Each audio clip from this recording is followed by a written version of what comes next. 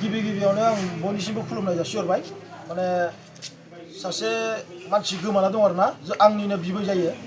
माने मानसियाबो बे एरियायाव गोदानमोन बेनिफ्राय माने मैया ओरैनो जास्ट लामायाव बेरायनो होननानै ओंखारदोंमोन माने मानसिया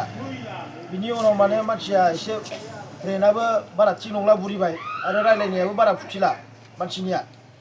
बेनिफ्राय दा माने मानसि जाखो मानसिया लामाखौ आन्दायखो ना माखो दिनै दासिमाव न'आव गैया माने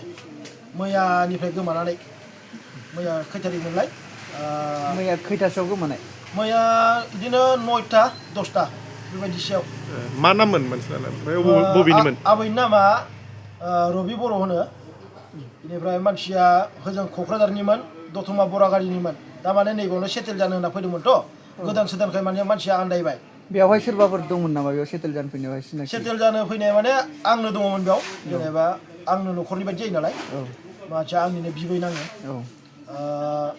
दा मानसिया बबेथिं थांखो सोरबाफोर नुसनब्लायोब्ला अननानै